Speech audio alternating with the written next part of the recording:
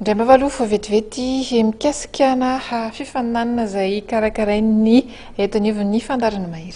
Isy ny lalao baolina kitra lalaovin'olona fito izay karakarain'ny fandarana mahery amin'ny alahady izao. Ho antsika rehetra izay efa nisoratra anarana handray anjara amin'izany faninanana izany dia atsoina ho tonga aty amin'ny Matevy Akorondrano Rapiso Maraina amin'ny 7 ora sasany andaminana fizotra ny faninanana izay miaraka amin'ny lisitra ireo mpandray anjara sy ireo ekipa ihany koa izay.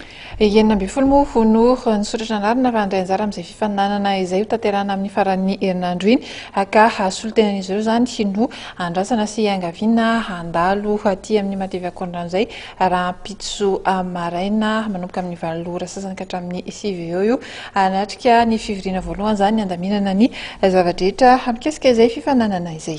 Mbola tolon'ny baolina kitra ihany ikisaka any Vakina Karatra antsika iresaka izay club ny FC Vakina Karatra izay.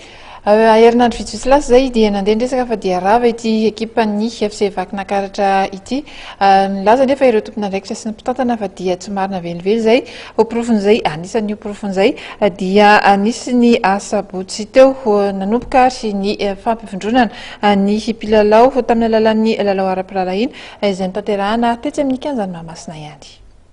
Taorina ny nitsanany tamin'ny fiodinana faharoan'ny fiadinan'ny tompontakan'i Madagasikara taranja baolina kitra tany Mahajanga dia nandeha niresaka fahoravany ekipan'ny FC Vakina Karatra. Tsy izany anefa no nitranga fa mbola mijoro ara-dalàna ny ekipa. Profon'izany ny nanomboan'izy ireo ny fampivondronana tamin'ity herinandro ity. Fampivondronana izay natomboka tamin'ny alalan'ny lalao ara-piralahiana ny fanaovana tamin'ny ekipan'ny ministera amponina tetsy amin'ny kianjan'ny Mahamasina ny sabotsy tolakandro lasa teo. Tamin'izany indrindra no nivoahan'ny ekipan'ny FC Vakina Karatra ho mpandresy tamin'ny 3 no tsy misy. Mbola hita nanatevina ny ekipa teny ambony kianja avokoa ireo mpilalao tao amin'ny taom-pilalaovana lasa Toandry Lavakely, Evariste, Pauli Roland ary Mze.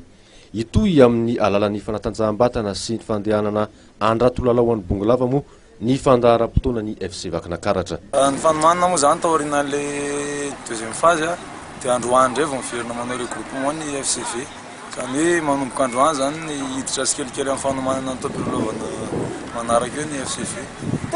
Ino aby ny fanomanana atao anatin'izay? Aorinan'ity lalao ara-piralahiana ity ngamba dia miditra amin'ny fanomanana ara-batana any amin'ny tapatapaky ny Desambra any manao lalao ara-piralahiana ray indray any afaritry Bongolava. Raha ny fahitana izao fahavonona izao dia inona fa anome vokatra tsara ho an'ny mpankafy baolina kitra ao amin'ny faritry Vakina Karatra ity ekipa ity amin'ny taom-pilalaovana manaraka.